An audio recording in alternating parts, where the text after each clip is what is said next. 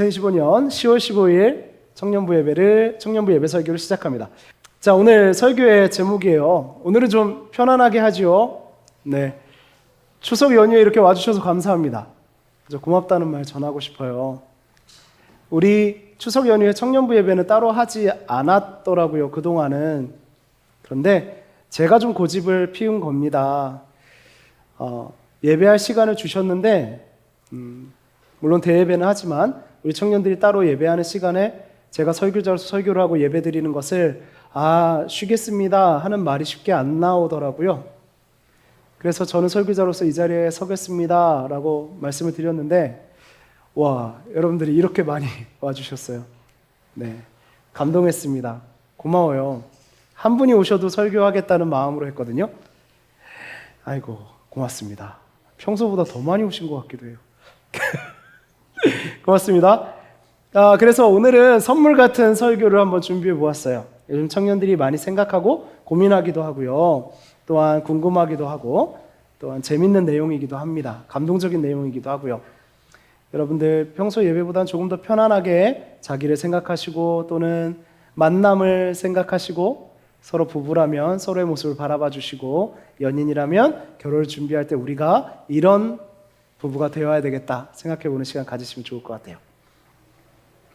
오늘 하나님이 안디옥 청년들에게 주시는 말씀은 창세기 2장 18절 24절, 히브리서 13장 4절, 로마서 6장 3에서 9절입니다. 우리 창세기와 고린도전서는 한 목소리로 같이 읽고요. 로마서는 한 절씩 번갈아 읽을게요. 시작. 여호와 하나님이 이르시되 사람이 혼자 사는 것이 좋지 아니하니 내가 그를 위하여 돕는 배필을 지으리라 하시니라. 이러므로 남자가 부모를 떠나 그의 아내와 합하여 둘이 한 몸을 이룰지로다. 히브리서입니다. 모든 사람은 결혼을 귀히 여기고 침소를 더럽히지 않게 하라. 음행하는 자들과 간음하는 자들을 하나님이 심판하시리라. 로마서 말씀입니다. 번갈아 읽겠습니다. 무릇 그리스도 예수와 합하여 세례를 받은 우리는 그의 죽으심과 합하여 세례를 받은 줄을 알지 못하느냐.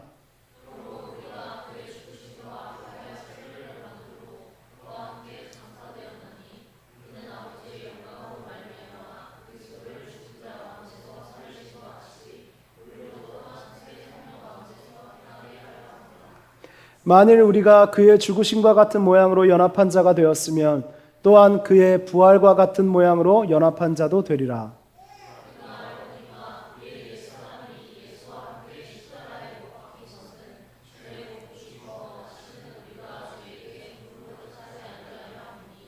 이는 죽은 자가 죄에서 벗어나 의롭다 하심을 얻었음이라.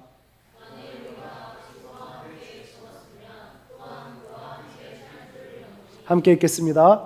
이는 그리스도께서 죽은 자 가운데서 살아나셨음에 다시 죽지 아니하시고 사망이 다시 그를 주장하지 못할 줄을 알미로다. 아멘. 하나님의 말씀을 들었습니다. 오늘은 종교개혁자들의 사랑과 결혼에 관한 이야기를 나누려 합니다. 여러분이 오늘 본문 말씀 읽으시면서 조금 어색하거나 연결이 안 된다라고 느끼신 부분이 있을까요? 아마도 로마서 본문에서 그런 느낌을 받으셨을 수도 있을 것 같아요. 이 말씀이 결혼과 무슨 관련이 있지? 이 말씀이 사랑과 무슨 관련이 있지? 라는 생각을 하셨을 수 있습니다. 그러나 여러분이 읽으신 로마서의 말씀도 사랑과 결혼에 관하여 매우 중요한 말씀이에요. 오늘의 설교가 끝나면 여러분은 그 이유를 알게 되실 것입니다. 우리 이런 이야기 한번 해보죠. 여러분 학창시절에 그 교생 선생님 오신 적 있어요?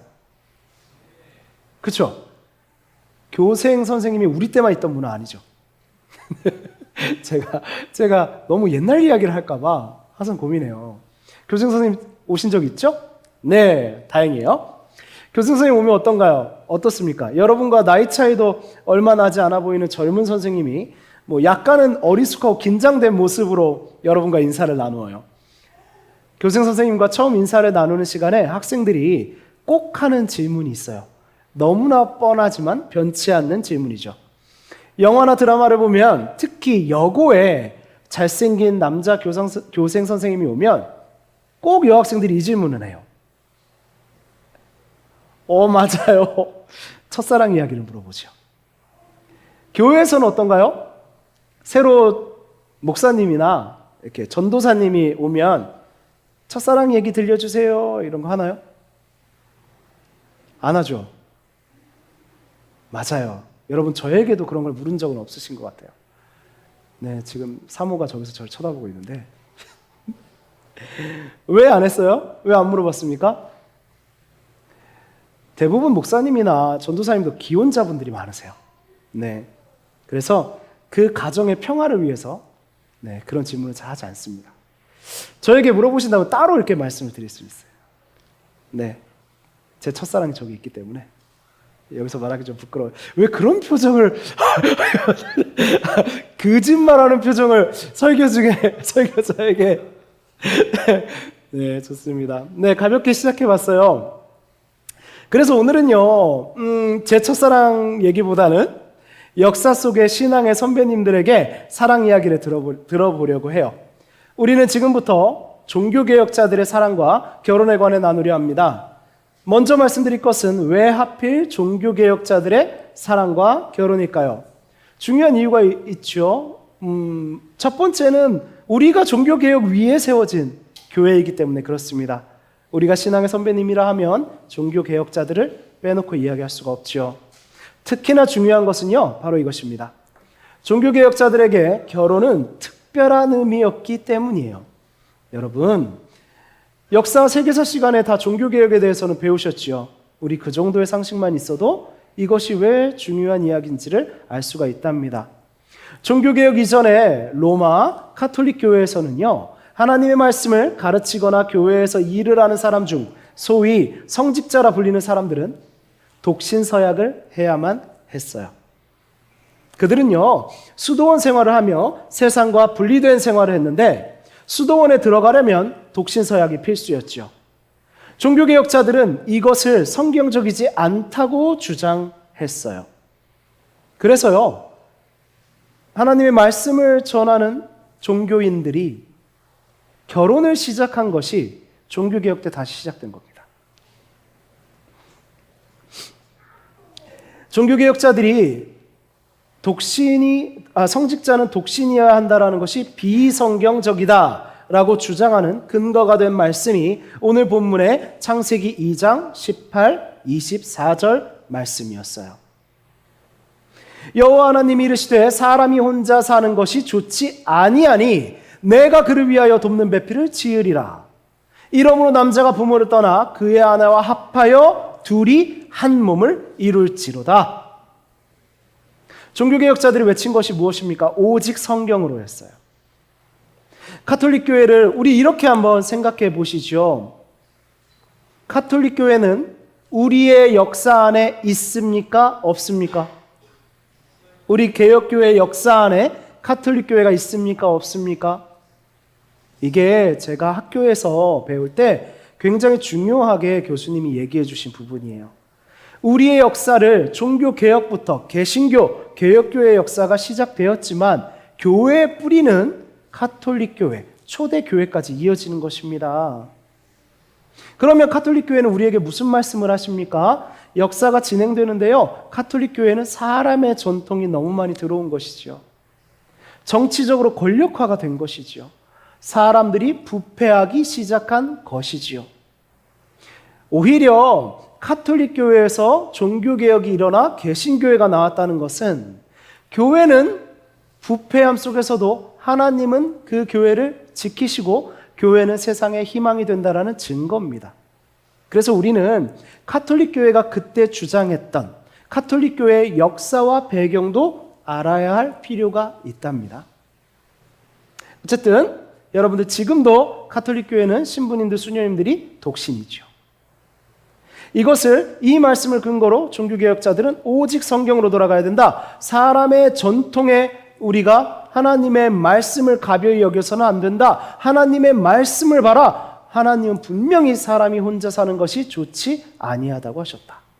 그리고 혼자일 때 사람은 완전한 것이 아니라 둘이 한 몸을 이루는 것이 하나님이 태초에 디자인하신 사람의 모습이다. 그렇습니까? 그렇죠. 그래서 종교개혁자들의 결혼은요, 특별한 의미가 있었어요. 종교개혁자들은 사람이 홀로 있는 것이 좋지 않다는 하나님의 말씀을 근거로 홀로 수행하고 금욕하며 영성을 추구하는 로마 교회의 행태를 비성경적이라 주장하고 거부했습니다.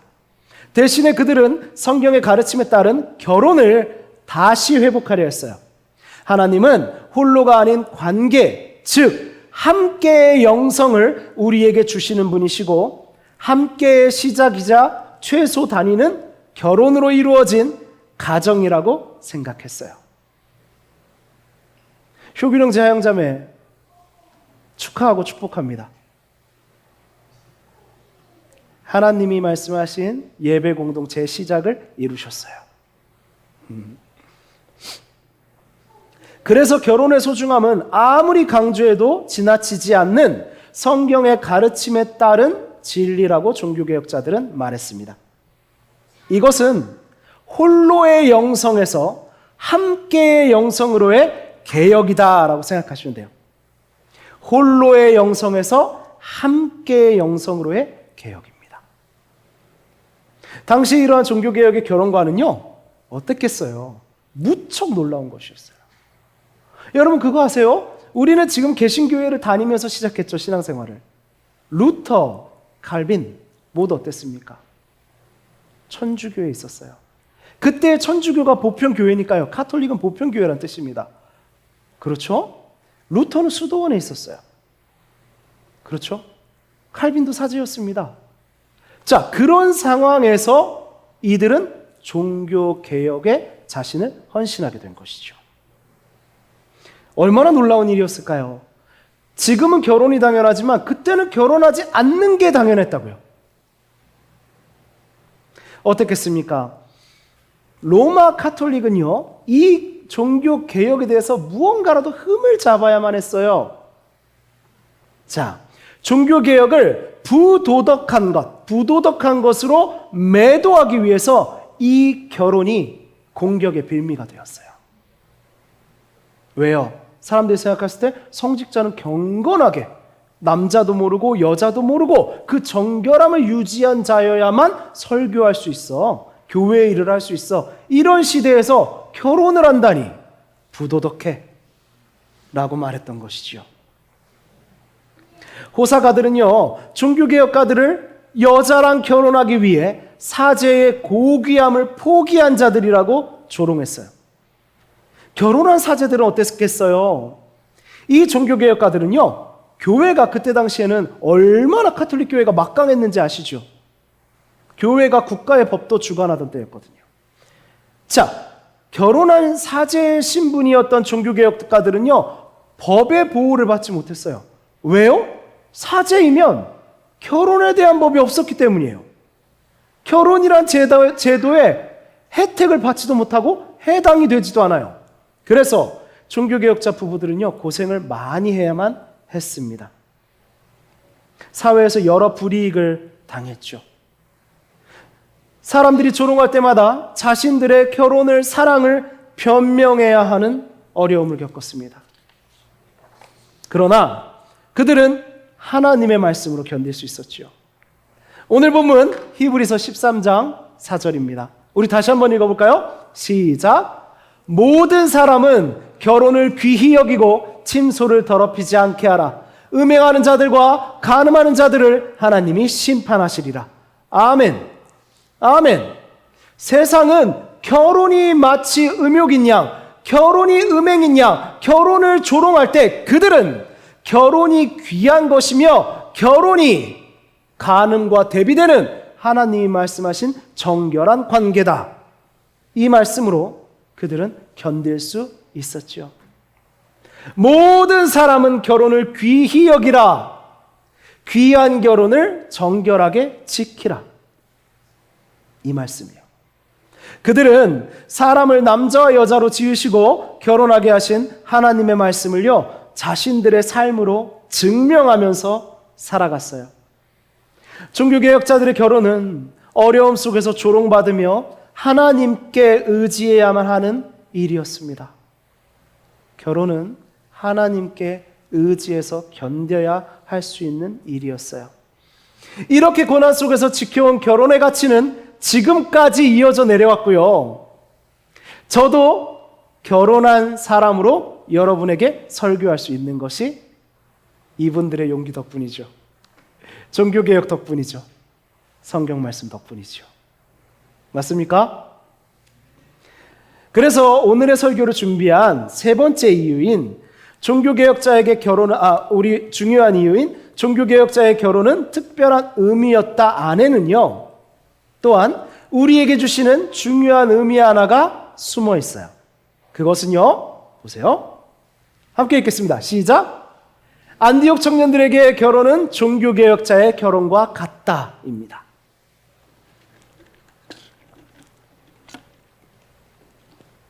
무슨 말이냐고요? 결혼을 앞둔 청년들 있죠? 결혼할 대상을 두고 기도하는 청년들 있죠? 결혼 준비하는 청년 있죠? 얼마 전에 양복 맞췄어요? 네.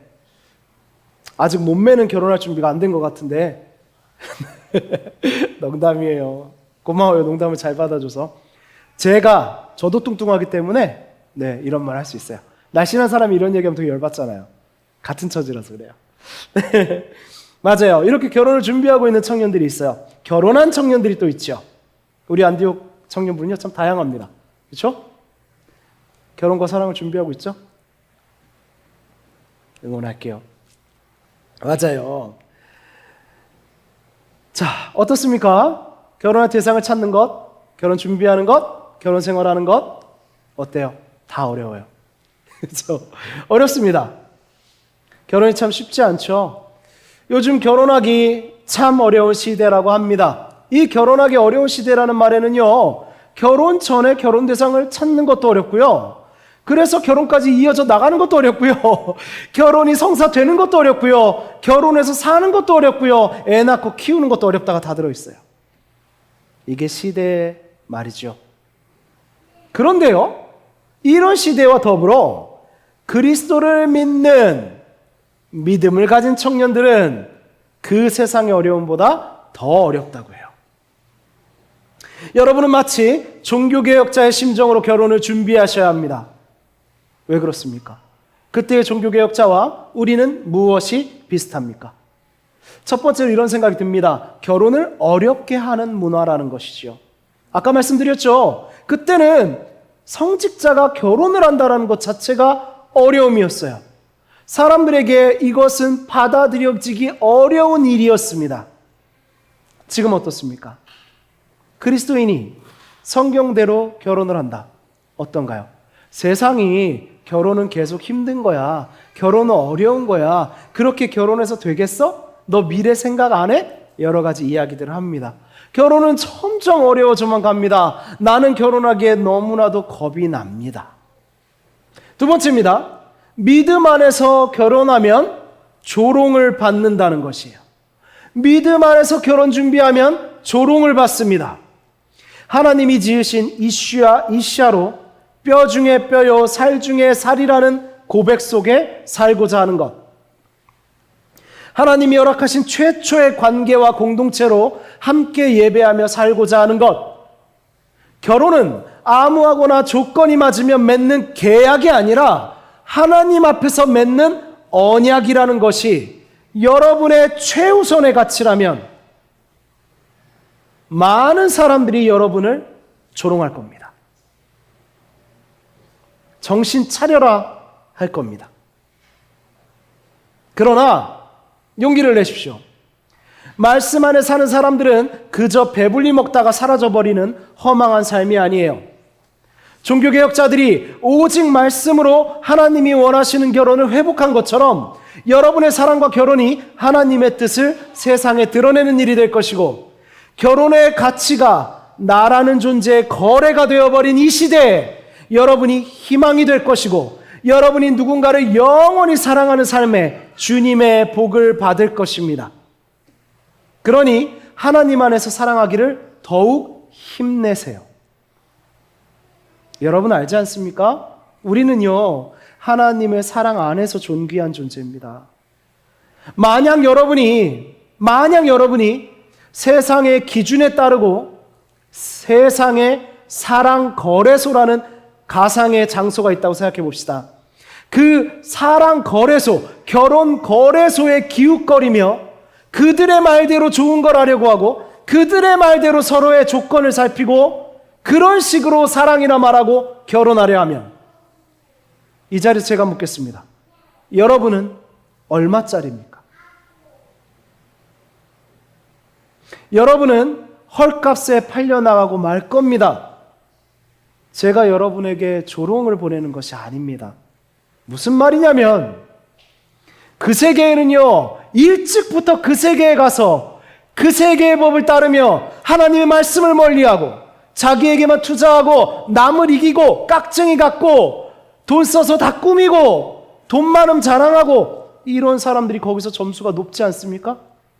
좋은 직장 살고 강남 살고 죄인들이 많은 곳에서 일하고 화려한 곳에서 일한다 하면 점수가 높지 않습니까? 그렇잖아요. 우리가 헐값이 된다고요. 그러니 여러분 자신을 하나님 안에서 지키시고 하나님 안에 있는 여러분을 지켜줄 사람과 사랑하십시오. 여러분을 지키시고 여러분을 지켜줄 사람과 사랑하십시오. 하나님이 기뻐하시는 결혼하세요. 세상이 말하는 결혼에 대한 불안과 여러분을 향한 조롱에 귀 기울이지 마세요. 오직 나를 귀하다, 어여쁘다 하신 그 주님을 바라보시고 그 시선으로 서로를 바라보는 사람을 찾으세요. 주눅들지 마세요.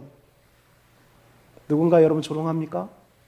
사랑하면서도 조롱을 하나요? 누가? 이렇게 말하십시오. 주님이 나를 어여쁘다 하셨어. 주님이 나를 예쁘다 하셨어. 그분이 나를 위해 죽으셨어. 내가 당신보다 높아지려는 게 아니라 당신도 그렇고 나도 그래. 그러니 우린 서로 어여쁜 거야. 맞습니까? 그러한 결혼을 하십시오. 여러분 급한 거 아닙니다. 하나님이 허락하신 시간을 누가 안다는 말입니까? 조급해서 세상의 소리에 귀 기울이고 이제서야 그 사람들의 방법대로 무언가 해보려 하지 마세요. 미안하다니까요. 늦었어요, 우리. 늦었어요. 이 길을 걷고 계십니다. 끝까지 가봅시다. 그래서 종교개혁자들과 우리는 왜 비슷하냐? 하나님께 의지하며 사랑해야 합니다. 하나님 안에서 사랑하십시오. 여러분의 감정으로 하는 사랑은 취하는 것과 같습니다. 여러분의 감정은 쉽게 술 취합니다. 술을 마셔서가 아니라 우린 감정에 취합니다. 자신의 취한 감정을 주의하세요. 우리의 감정은 쉽게 움직이며 우리의 심장은 조그만 소리에도 쿵쾅거립니다. 세상의 이야기만 들으며 결혼하지 마세요. 종교개혁자들이 결혼을 지킬 수 있었던 하나님 말씀을 붙잡으십시오. 나의 감정과 나의 심장이 뛰는 소리가 아니라 하나님의 목소리를 들으십시오. 하나님 안에서 여러분은 가장 아름답고 강하다는 것을 잊지 마시기 바랍니다. 아멘. 아멘 한번 하시죠. 여러분 하나님 안에서 강하십니까? 하나님 안에서 가장 아름다우십니까? 아멘. 좋습니다. 자, 이제 종교개혁가들 중 대표적인 두 사람의 결혼 이야기를 할 거예요. 재미있을 겁니다. 여러분들이 아마 처음 듣는 이야기들도 많이 있을 겁니다. 자, 먼저 첫 번째 이 사람입니다. 보시죠. 누굽니까? 아세요 혹시? 왜 웃어요? 왜? 아, 웃기게 생겼어요? 아, 머리 스타일 때문에요? 저 루터컷이라고 해요. 얘기했다. 이게요, 이 머리 왜 했는지 아세요, 이때? 우리 루터 영화 볼 때, 루터예요.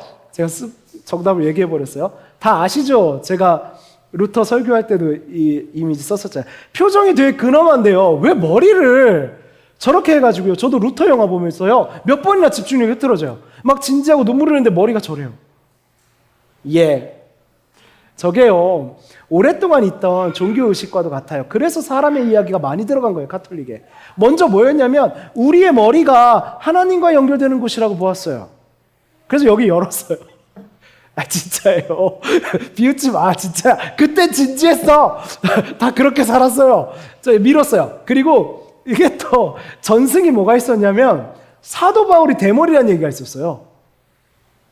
그래서 그랬어요. 진짜예요. 사도 바울 대머리설이 있거든요. 머머리설이 있습니다. 네, 그래서 이렇게 했어요. 모든 사람들이 이 스타일을 고수했습니다.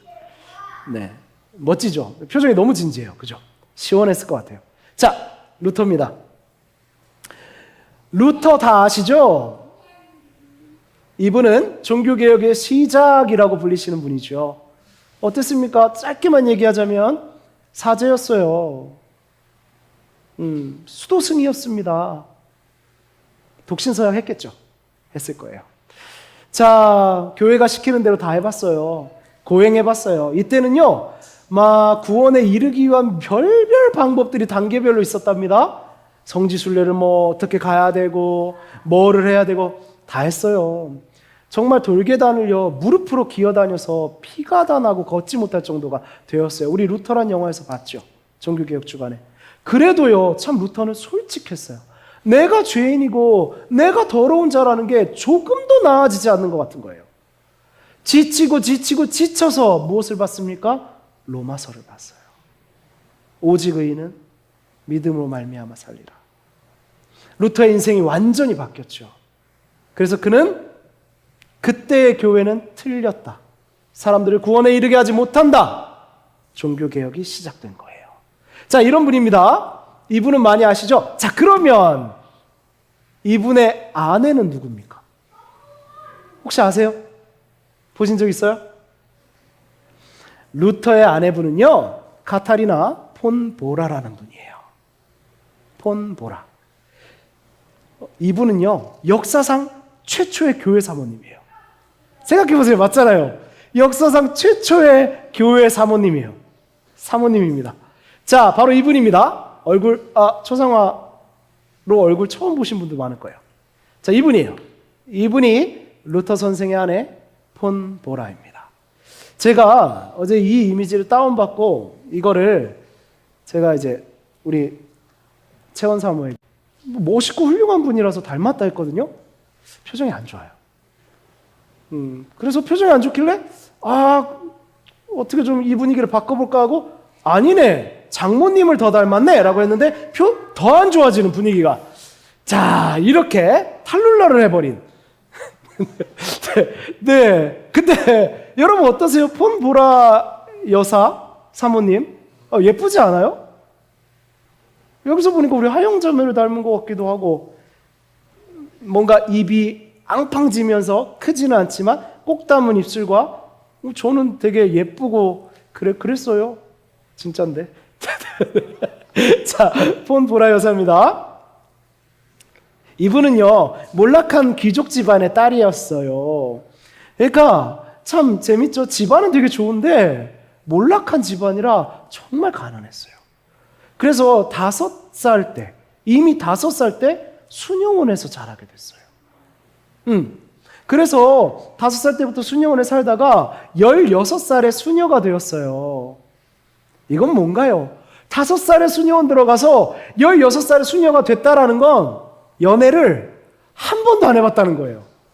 네. 하지만 그녀는요, 16살 수녀가 되었는데 루터가 일으킨 종교개혁에 따라서 루터가 생각하는 성경에 대한 메시지가 막 출판물이나 유인물로 퍼져나갔고요. 막 수도회, 수디영원 같은 데 이게 퍼져나가면서 이분들이 탈출하는 일이 있었거든요. 그때 루터의 그 이야기를 듣고 자기를 포함한 12명을 같이 모여서 수녀원을 도망쳤어요. 네. 그녀는 수녀원을 탈출해서 고향에 가지 않고 비텐베르크라는 도시에서 살게 돼요. 자, 여기서 재미난 이야기가 있어요. 이거 웬만해서 잘 안 나오는 얘기더라고요. 그래서 보통의 러브스토리는 뭐냐면 이분이 이렇게 와가지고 루터를 만나서 이렇게 하거든요. 아니에요. 근데 오히려 저는 이 이야기가 우리 청년들에게 오늘 해주고 싶은 이야기예요. 이분이 정말 순진했을 거 아닙니까? 연애도 한 번도 안 해봤어요. 그런데 이분이 나와가지고 바로 루터 선생을 만난 게 아니라 수녀원에서 도망쳐 나와서 한 남자를 만나요. 그는 바움가르트너라는 사람이에요. 바움가르트너라는 사람을 만나서 사귀어요. 하하, 과거가 있었다니? 만나서 사귀는데 서로 뜨겁게 사랑해서 결혼을 약속한 사이가 됩니다. 그래서 이제 결혼 승낙을 받으려고 이 남자 바움가르트너라는 사람은요, 이 도시로 유학 온 귀족이었거든요. 그래서 바움가르트너의 집안의 허락을 받으러 손을 꼭 잡고 갔어요. 갔는데 무슨 일이 있었는 줄 아십니까? 이 남자 바움가르트너의 집안에서 반대가 무척 심한 거예요. 그 반대의 이유가 뭐였냐면 이때 당시에 폰 보라가 25살이었어요. 그런데 나이가 너무 많다는 거예요. 발끈하실 분들이 있는 이때는요 25, 10대 후반이면 애 낳고 그랬어요. 25이면 늦은 거예요. 그래서 첫째가 나이가 많다는 이유로 반대했어요. 둘째는요, 이 보라 여사의 집안이 너무 가난했다는 거예요. 마음 아프죠? 유학을 갈 정도의 부자였던 바움가르트너의 집안에서는 이 가난한 집안의 여자를 탐탁치 않아 했어요. 그런데 어땠는지 알아요? 이 남자가 결혼 승낙 받으러 가자고 손잡고 간 이 남자가 너 가 하는 거예요. 아이고, 이거 영상 찍기에 너무 적나라한 표정이 나왔죠. 이 남자는 결국 자기 부모님을 못 이기고 보라를 버려요. 돌아왔습니다. 자기가 사는 곳으로. 사랑에 실패했죠. 보라는 매우 상심하게 돼요. 삶의 의욕을 다 잃어버리게 됩니다. 그런데 여러분, 고난 속에서 역사하시는 주님, 우리 도북형제 왜 아주 흥미로운 표정으로. 네. 자, 이게 어떻게 역사가 됐냐면요, 이때, 자, 들어보세요. 이때 보라가 하나님 앞에 남녀와 사랑은 무엇인가를 엄청나게 고민합니다. 엄청나게 기도합니다. 그래서 어떻게 됐냐면 이때 루터는 뭘 하고 있었게요? 루터가 지금으로 말하면 그 프로그램 뭐 있죠? 그 나는 솔로다. 나는 솔로다 PD의 시초가 루터예요. 전선생님, 이게 무슨 말이에요? 이게 뭐냐면, 자, 자기가 이렇게 막 유인물 돌리고 종교개혁의 핵심 인물이 되었어요. 사람들이 막 탈출하기 시작합니다. 근데 이 사람들 어때요? 결혼하지 않겠다고 서약하고 살았던 사람이에요. 연애도 한 번도 안 해봤어요. 성경적 결혼을 회복해야 될 거 아니에요. 그래서 뭐를 했냐? 미팅 프로그램을 주선해요. 재밌죠? 이거 모르셨죠? 자, 저는 우리의 선배님이자 훌륭한 이 루터 선생의 업적 가운데 이거 굉장히 훌륭하게 봅니다. 자, 그래서 나는 솔로를 진행하게 돼요. 그래서 여기 이제 신부님 되려는 분, 여기 수녀님 되려는 분 탈출했어요. 그래갖고 이제 만나봐 이렇게 한 거예요, 루터 선생이. 자, 그랬는데 여러분 기억하시죠? 폰 보라 여사가 같이 탈출한 사람이 12명이었어요. 그래갖고 여기 나갔는데 한 명 한 명 짝이 이루어지는 거예요. 영숙이 막 영철을 좋아하고 막 이래요. 이래가지고 각자 다 커플이 됐는데 이 보라는 마지막까지 시큰둥하게 있는 거예요. 이렇게 괜찮잖아, 저렇게 괜찮잖은데 이 보라 여사는요 표정이 별로 즐겁지도 않아요. 멀쩡해 보이는데 마지막까지 아무도 안 만나는 거예요. 왜 그랬을까요? 루터를 좋아했어요. 재밌다 카이. 효균 형제 굉장히 재밌어하네요. 루터를 좋아했습니다. 그때 당시에 루터는요 결혼 생각이 없었어요. 왜냐하면 종교개혁자가 돼버린 거예요. 루터라는 사람의 인생은 참 재밌어요. 굉장히 다혈질이거든요. 직선적이에요. 그래서 사실은요 우리가 루터 영화를 봐도 굉장히 장엄하게 막 하나님이 주신 십자가를 지고 그런 면도 있었습니다만 처음부터 이렇게 될 줄 몰랐어요. 이렇게 루터 선생이 이랬다고 합니다. 처음에 이 카톨릭 교회 이 교황청의 문제를 지적하면 교황께서 그걸 듣고 알려줘서 고마워 이럴 줄 알았대요.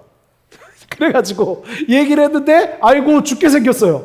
파문당하고 쫓겨당하기 시작합니다. 그러면서 이게 막 정치적인 일이 되고 이게 막 국가가 변혁이 되고 난리가 났어요. 자기가 그런 중요한 인물이 되어버린 거예요. 자, 그러다 보니까 우리가 웃으면서 얘기했지만 루터 선생은 하나님 앞에서 자기는 곧 죽을 거라고 생각했어요. 죽음을 각오했습니다.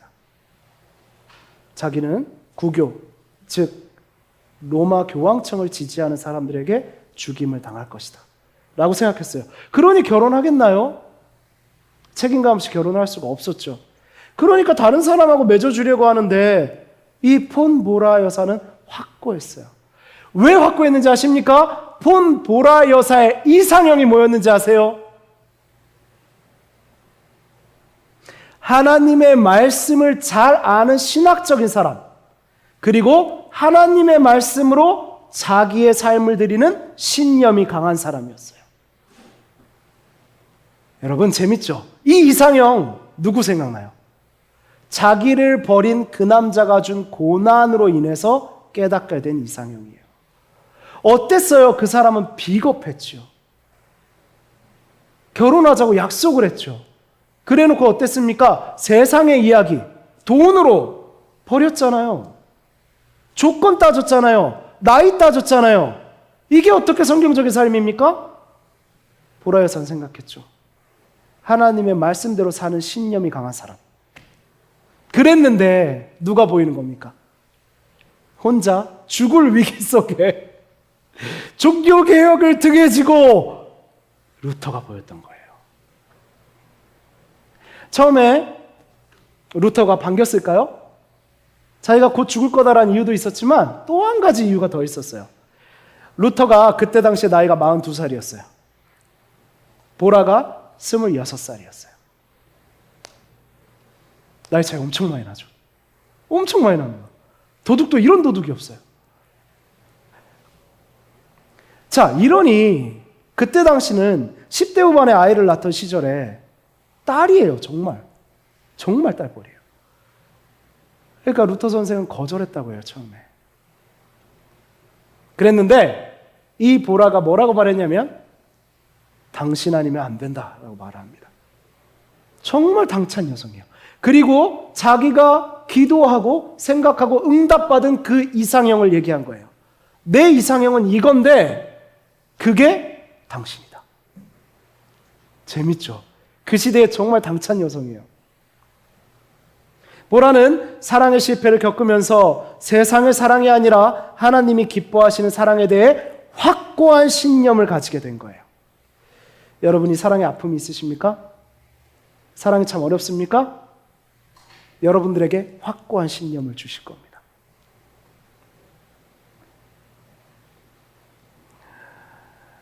그녀의 이상형은 대놓고 루터를 말하는 것 같았죠.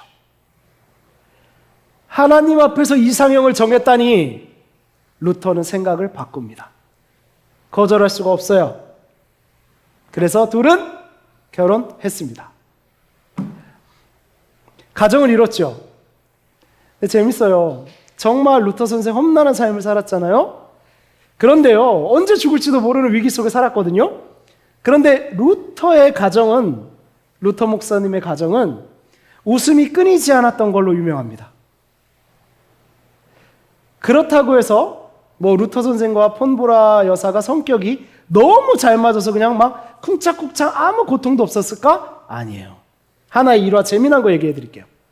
여러분들은 이제 루터 선생께서 오직 믿음으로 이렇게 외쳤기 때문에 한 번도 흔들림이 없고 하나님이 주신 길을 걸으며 죽으라면 죽으리라 이렇게 알고 계시죠? 자, 루터 목사님 죄송해요. 나중에 천국 가서 저한테 뭐라고 하지 마세요. 자, 아닙니다. 사람이에요. 하루는요, 자기가 그렇게 사는데 또다시 교회 종탑 같은 좁은 방에 감금 상태로 살아가야 되는 상황이 되었다고 해요. 그러니까 정말 미치겠는 겁니다. 그래서 이 루터 선생은요, 그 꼭대기 옥탑에 올라가서 외치기 시작해요. 지금으로 말하면 욕입니다. 에라이 AI 이러면서 하나님이 어딨어? 진짜예요. 하나님이 어딨어? 하나님이 있으면 내가 진짜 왜 이렇게 살아야 돼? 막 이래요. 그러니까 보통 여러분 생각하시면 좋은 사모님 보라 여사의 이미지 어땠을 것 같아요? 아유, 당신 그러지 말아요. 하나님 살아계세요. 이랬을까요?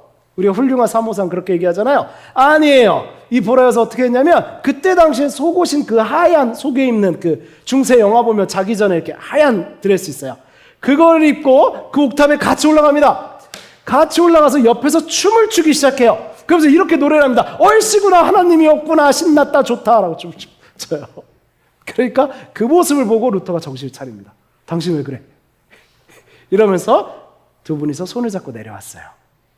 제가 봤을 때 이 폰보라 여사님은요 좀 유머러스 하셨던 것 같아요. 네, 그때 당시에 딸버린 나이 차가 나는 사람인데 루터 선생에게는 정말 도움이 되는 사람이었죠. 루터 선생님은요 그렇게 정서가 안정적인 분은 아니었어요. 그분에게 덕을 끼치는 법을 알았던 것 같아요. 그분에게 이러지 마, 하지 마. 그 직선적인 루터에게 통하지 않습니다. 그러니까 옆에서 같이 춤을 췄어요. 더 심한 말을 한 거죠. 하나님 없으니 너무 좋네. 막 이러면서. 자, 이겁니다. 그리고요, 폰보라 여사는요, 가정을 기쁘게 섬겼어요. 남편이 돈을 못 법니다. 쫓겨다니는데 어떡해요. 막 옥탑방 갇혀서 글만 쓰는데 어떡합니까? 막 성경 번역하고요. 이 성경대로 메시지를 알리기 위해서 하루 종일 글을 쓰고 바빠요. 뭐 했냐면 농장을 운영해서 돈을 벌었어요. 이분이요. 대단한 분 아닙니까? 그러면서도 힘들다라는 소리가 나오는 게 아니라 이 가정은 항상 웃음이 넘치고 아이들과 가정 예배를 하고 찬양과 기도 소리가 바깥까지 들리는 가정이었어요. 재밌으신가요? 루터와 폰보라는 함께 연합하여 하나님을 섬기는 한 몸이었습니다. 자, 다음 우리 종교개혁자 중에 아주 유명한 분 계시죠? 자, 이분 누굽니까? 맞아요. 존 켈빈, 뭐 여러 가지 부르거든요. 칼빈입니다. 우리 교회는 장로교는요 칼빈 신학을 따르는 교회예요. 오해하지 마세요. 칼빈을 따르는 게 아니고요. 칼빈 선생이 기독교 강요라는 명절을 남깁니다. 이것은 단순한 책이 아니에요. 루터 선생은요 종교개혁의 불씨를 지폈죠. 그러나 카톨릭은 몇 천 년의 전통을 갖고 있었어요. 1000년이 넘는. 그런데 이 개신교, 새로 시작되는 개혁교회의 교리적 통일이 필요했겠죠. 황제들도 궁금했어요. 우리는 지금 개신교가 당연하지만 그때는 카톨릭 교회가 보편교회였기 때문에 쟤네들이 말하는 게 뭐야? 주장이 뭐야? 그때 카톨릭주의자들이 말하는 겁니다. 아까처럼 쟤네들 여자랑 결혼하고 여자랑 뭐 이렇게 살려고 저러는 거예요. 또는 쟤네들은 사탄입니다. 마귀입니다. 그래? 이때 아닙니다. 우리가 초대교회부터 이어져 온 교회입니다. 지금의 교황제는 예수 그리스도의 말씀과 어긋납니다. 이걸 주장할 필요가 있었어요. 그걸 확립하고 그것을 만들어낸 게 칼빈 선생입니다. 그래서요, 역사적으로 하늘로 향하는 문을 연 것이 루터라면 이 세상을 향한 문을 연 것은 칼빈이다. 하늘로 향하는 길을 연 것이 루터라면 세상을 향한 문을 연 것은 칼빈이다. 하나님의 말씀으로요.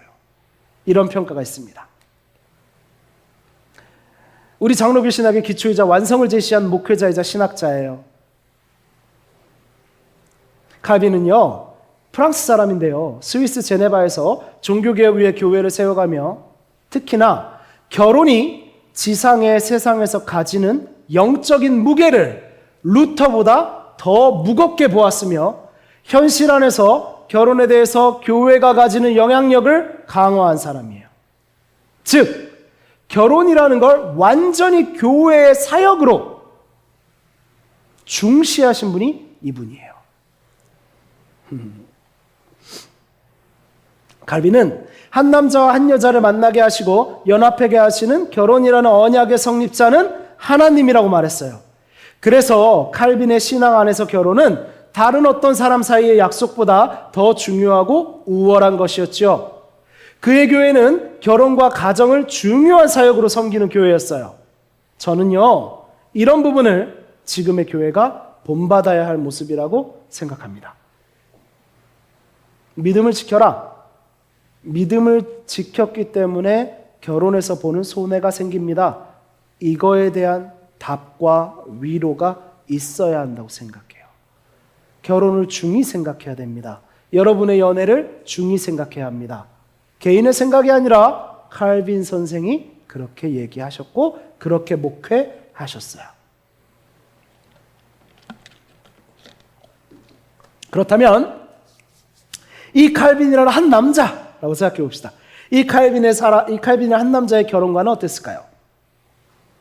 정말로요, 건조한 나무 토막 같다라는 표현이 맞을 거예요.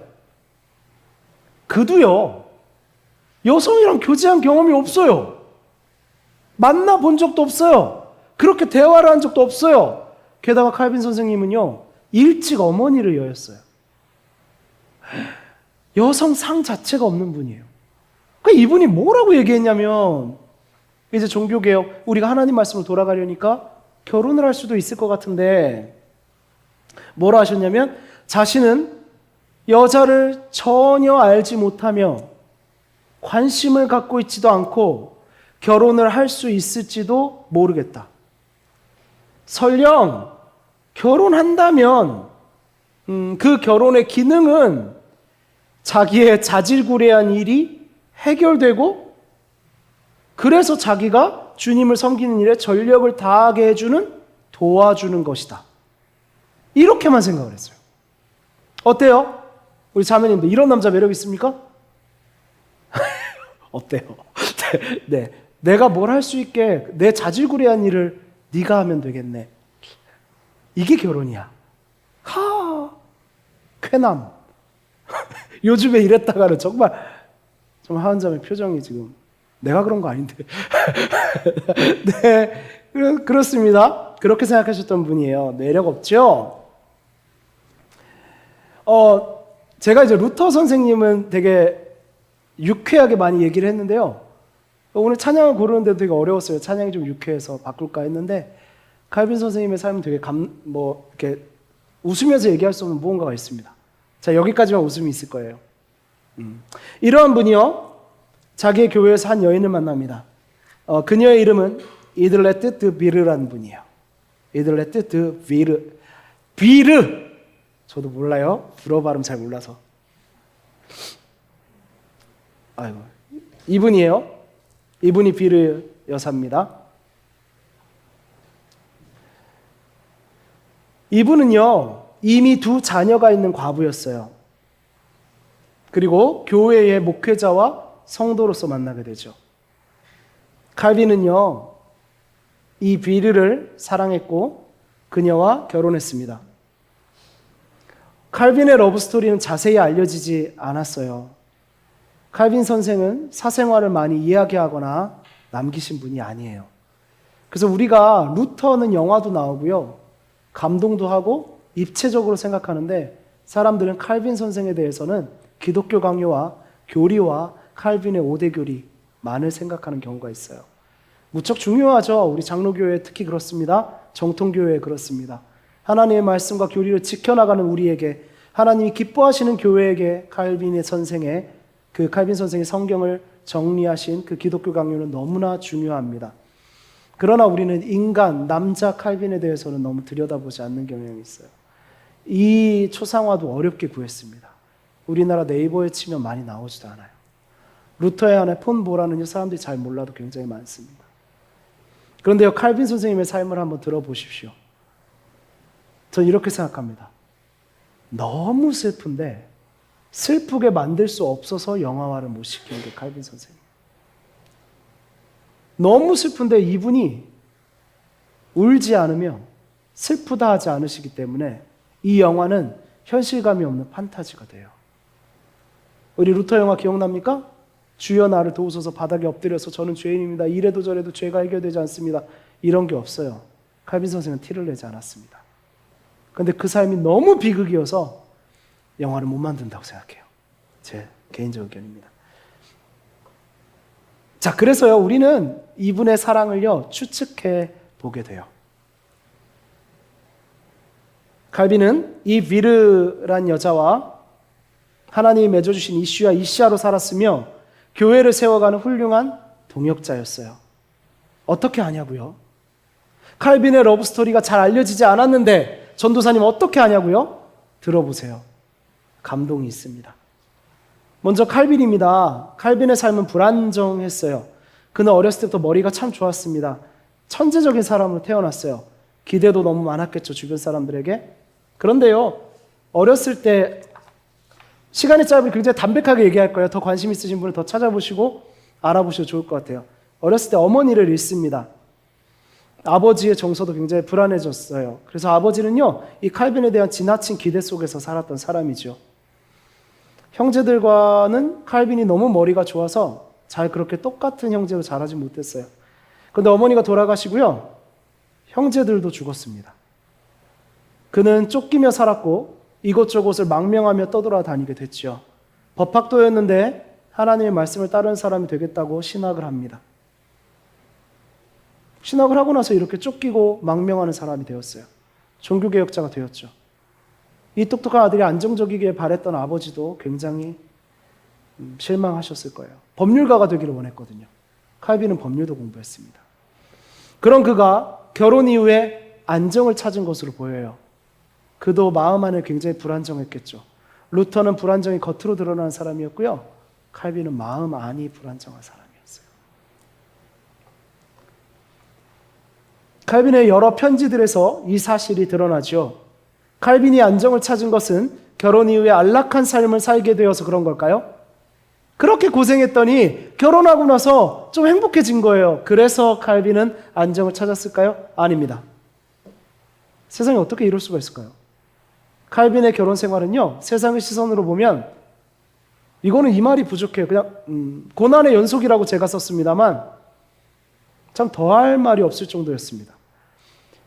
자, 결혼을 했고요. 이 부인과의 사이에서 아이들이 태어났어요. 누구는 셋이라고도 하고 누구는 둘이라고도 합니다. 다 죽었습니다. 가족들을 떠나보냈죠. 엄마와 형제들을요. 그런 슬픔이 있는 칼빈이 부모를 보내는데 이제 자녀를 보내는 거예요. 자기가 먼저. 그 심정이 어땠을까요? 저도 아이를 키우는 아빠지만요. 아내와의 사이에 처음 낳은 아들 얼마나 귀했을까요? 그 결혼도 모르던 사람이 하나님의 말씀으로 결혼했고 아이를 낳았어요.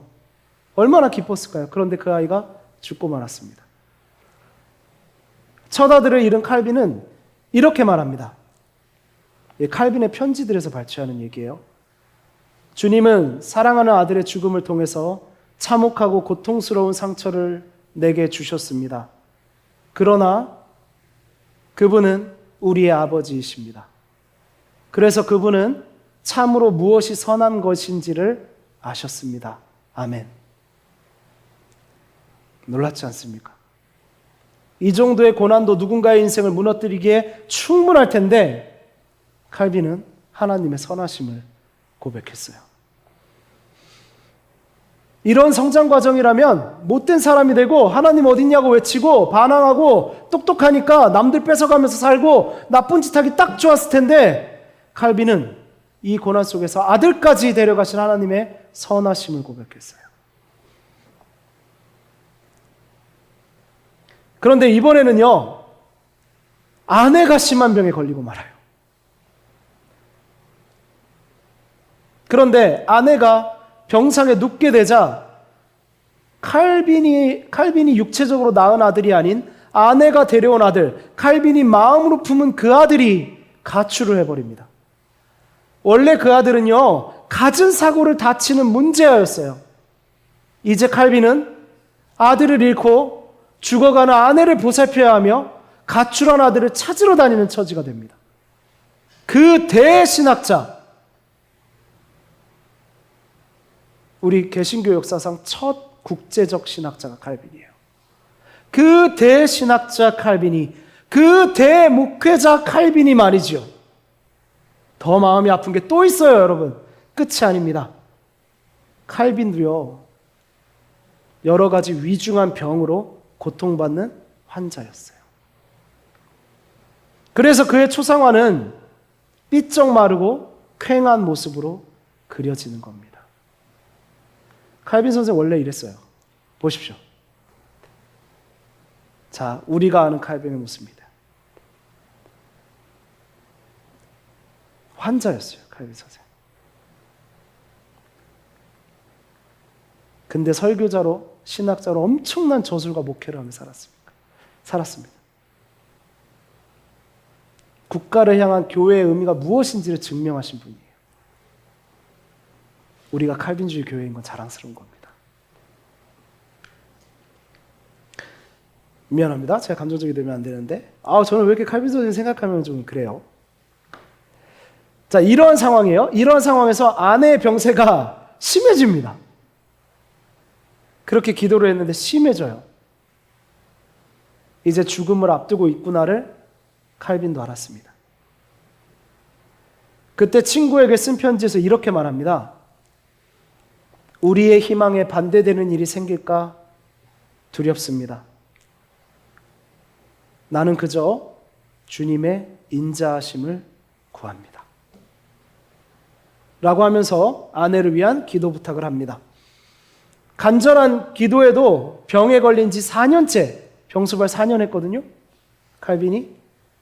드비르 사모는 칼빈 목사님의 곁을 떠납니다.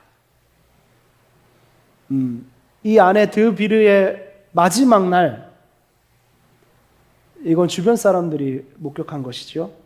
칼빈은 아내가 고통스러워하는 것을 도저히 볼 수 없어서 아내의 마지막 숨이 멈출 때 잠시 자리를 떠나 하나님께 울며 기도했다고 합니다. 그리고 칼빈은 아내가 떠난 직후에 친구인 삐레에게 편지를 씁니다. 칼빈의 사랑은 이 편지에서 진솔하게 드러납니다. 편지의 내용 일부를 소개할게요. 당신은 내 마음이 얼마나 부드럽고 연약한지 잘 알고 계십니다. 그러므로 나에게 강력한 자기 통제력이 없었다면 나는 이렇게 오래 견딜 수가 없을 것입니다. 참으로 나의 슬픔은 결코 일상적인 것이 아닙니다. 나는 인생에 있어서 최고의 동료를 잃었습니다. 어떤 상황에서도 그녀는 내가 가난할 때 그녀의 삶을 나눠준 사람입니다. 심지어 죽음 속에서도 말입니다. 그녀는 병들어 누워있는 동안에도 자기 자신보다 자신의 아이들, 남겨진 가족들을 더 염려하는 사람이었습니다. 저는 걱정하지 말라고 말했는데 그녀는 저는 이미 아이들을 하나님께 맡겼답니다 라고 대답했습니다. 내가 잘 돌볼 수 있어 라고 말하자 그녀는 알아요. 당신은 하나님께서 맡기신 일들을 게을리하지 않을 거예요 라고 대답했어요. 이런 고귀한 마음은 100마디의 거창한 조언보다도 나에게 더 큰 책임을 느끼게 합니다. 아내가 주님 곁으로 간 직후에 쓴 편지였습니다. 또 하나의 편지가 있습니다. 아내가 떠난 지 3개월 후 동역자인 마틴 부처에게 보낸 편지에서 칼빈은 나는 지금 반쪽밖에 살고 있지 않습니다. 그 이유는 주님이 나의 아내를 데려가셨기 때문입니다. 라고 말했습니다. 이 편지들에서 우리는 냉철한 신학자라고 알려져 있고 볼이 푹 패이고 날카로운 눈빛을 가진 그 건조한 결혼관을 가지고 있던 그 남자 칼빈이 아내를 얼마나 사랑했는지, 그리고 그의 아내가 얼마나 훌륭한 신앙인이었는지, 하나님 안에서 교회로서 하나 된 부부의 모습이 어떤 모습인지를 우리는 보게 됩니다. 자신의 기구한 성장 환경, 병약한 몸, 자녀를 잃고 세상에서의 멸시와 고난을 당한 칼빈이지만 오직 하나님 나라를 소망하며 사랑의 말씀을 전하며 살 수 있었던 것은 주님의 사랑이 그에게 있었고 같은 곳을 바라보는 아내와의 사랑이 있었기 때문입니다. 칼빈의 결혼 생활도 루터처럼 조롱당했습니다. 세상은 뭐라고 말했냐면 칼빈에게 너 자식들 다 죽었다며? 그러니 네가 뭘 알겠어? 네가 아이들을 믿음으로 키우라는 소리 하는 건 무책임한 거야. 넌 애들 다 죽었잖아. 이렇게 말했어요. 아내가 데려온 아들, 이 문제아는 사고를 계속 치고요. 대목회자의 아들이 사고 친다라는 것은 늘 칼빈을 쫓아다니는 약점이 되었죠. 그가 사랑하는 이 여인과 결혼했을 때는 그녀가 이미 결혼했었던 미망인이었다라는 것이 세상 사람들의 놀림과 조롱거리가 되었습니다. 칼빈 선생은요, 자신을 향한 이러한 조롱 속에서 이렇게 말했어요. 맞습니다. 나는 몸으로 낳은 자식은 다 잃었지만 영적으로 낳은 자식은 온 유럽에 있습니다. 멋지지 않습니까? 야, 이놈들아, 니들이 뭘 알아? 할 만도 한데. 야, 니들이 그렇게 잘났어? 나랑 결혼해볼까? 할 만도 한데. 야, 니들은 똑바로 살아? 할 만도 한데. 맞아. 나는 내 자식들 다 잃었어. 그런데 내가 영적으로 낳은, 하나님의 말씀 안에서 낳은 자식은 온 유럽, 이 세상에 가득해. 아멘. 칼빈이 이렇게 담대할 수 있었던 것은 훌륭한 아내이자 사모인 드비르가 있었기 때문입니다. 어떻습니까, 여러분? 두 종교개혁자의 사랑 이야기 말이에요. 루터와 칼빈의 결혼은 욕망의 교환이나 조건의 거래가 아니었어요. 첫눈에 반해서, 예뻐서, 땡겨서, 내가 갖고 싶어서, 보고 싶어서 결혼한 게 아니에요. 이들은 하나님이 말씀하신 남녀의 연합을 중시하며 결혼 생활을 했습니다. 그 연합은 어디서 왔을까요? 바로 하나님의 말씀에서 왔지요. 드디어 비밀이 풀립니다. 오늘의 본문 로마서 6장 3에서 9절을 이제 보겠습니다. 우리 피곤하시겠지만 한 번만 더 읽어볼까요? 시작. 무릇 그리스도 예수와 합하여, 같이 읽겠습니다. 무릇 그리스도 예수와 합하여 세례를 받은 우리는 그의 죽으심과 합하여 세례를 받은 줄 알지 못하느냐. 그러므로 우리가 그의 죽으심과 합하여 세례를 받음으로 그와 함께 장사되었나니 이는 아버지의 영광으로 말미암아 그리스도를 죽은 자 가운데서 살리심과 같이 우리로 또한 새 생명 가운데서 행하게 하려 함이라. 만일 우리가 그의 죽음과 같은 모양으로 연합한 자가 되었으면 또한 그의 부활과 같은 모양으로 연합한 자도 되리라. 우리가 알거니와 우리의 옛사람이 예수와 함께 십자가에 못 박힌 것은 죄의 몸이 죽어 다시는 우리가 죄에게 종노릇하지 아니하려 함이니 이는 죽은 자가 죄에서 벗어나 의롭다 하심을 얻었음이라. 만일 우리가 그리스도와 함께 죽었으면 또한 그와 함께 살 줄을 믿노니 이는 그리스도께서 죽은 자 가운데서 살아나셨음에 다시 죽지 아니하시고 사망이 다시 그를 주장하지 못할 줄을 알미로다. 아멘. 도대체 이 말씀이 결혼과 무슨 상관인지 풀어봅시다.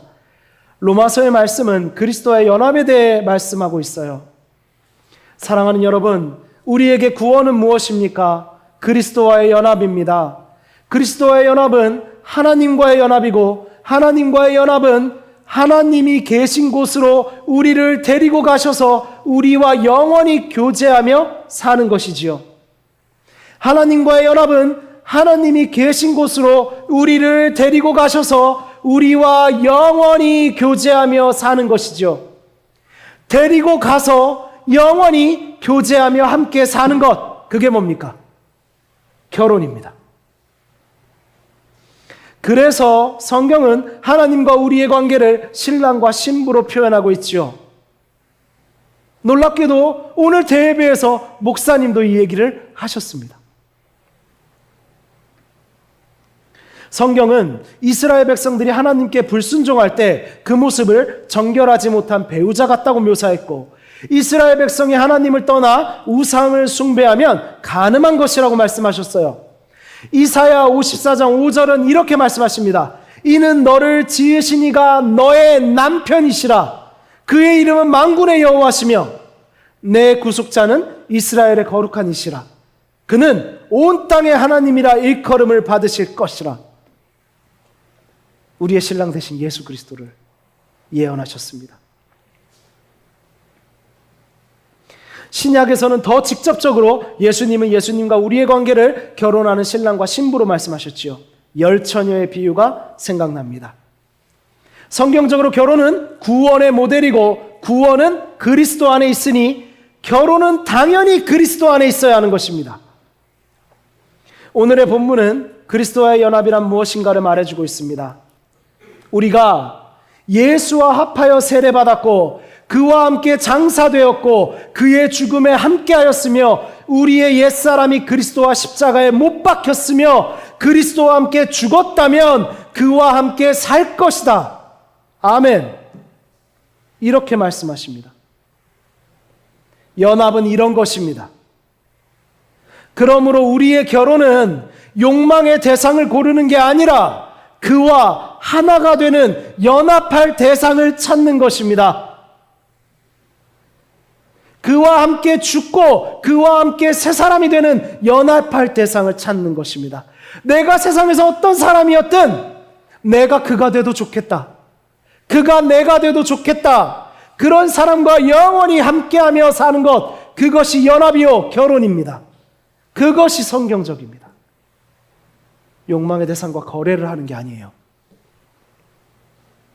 루터와 칼빈은 여러분이 보셨듯이 연합의 대상을 찾아 세상이 뭐라고 조롱해도 연합하여 하나님을 섬겼습니다. 세상 사람들은 이것을 모릅니다. 그들은 연합의 대상이 아니라 욕망의 대상을 찾아서 결혼하니까 자꾸 떨어져서 관찰하고 서로를 판단하게 되고 정죄하며 결혼이 깨어지기도 하는 것 아닙니까? 서로 떨어진 거리에 있다가 영영 멀어지는 것 아닙니까?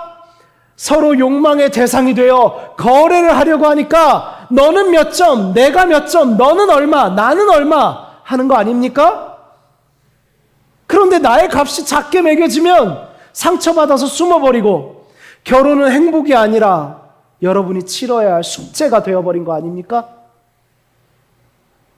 가장 순수해야 할 결혼이 가장 서로를 계산하고 가장 서로를 수치스럽게 만드는 일이 되었어요.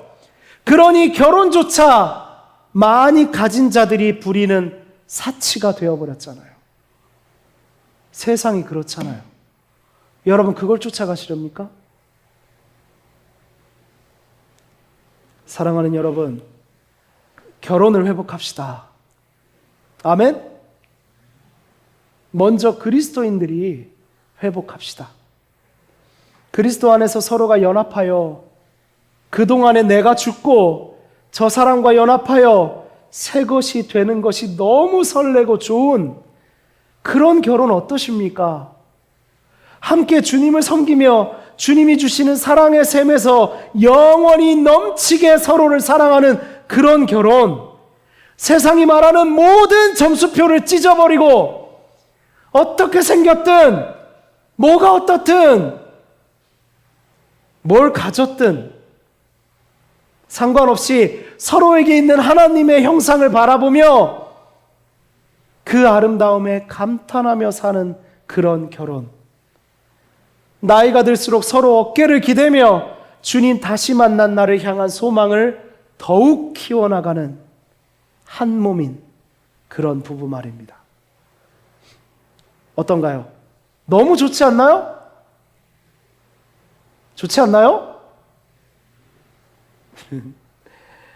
그 좋은 결혼을 위해 종교개혁자들처럼 이 세상 안에서 하나님의 말씀으로 용기를 내봅시다. 우리가 해봅시다.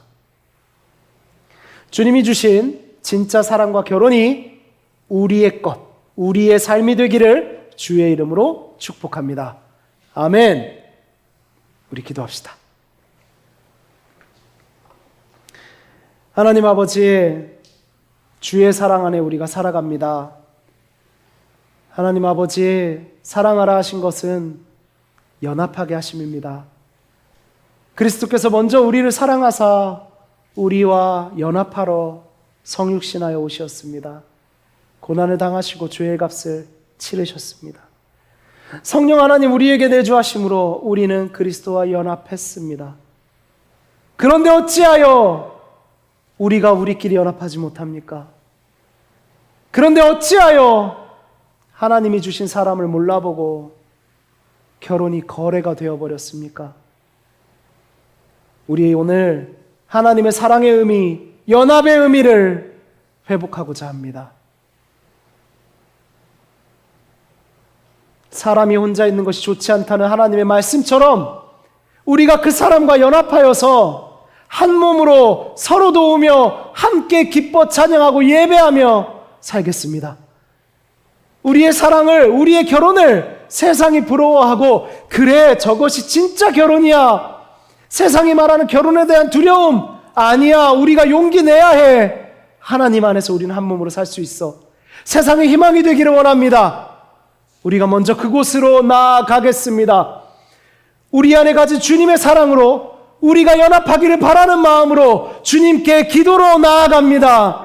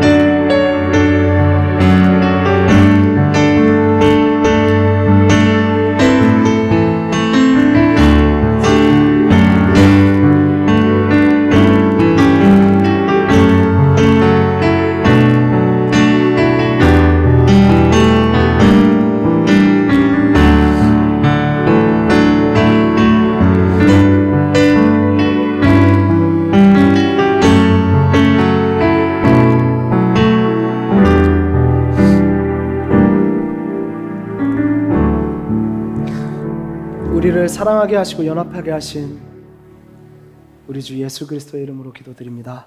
아멘.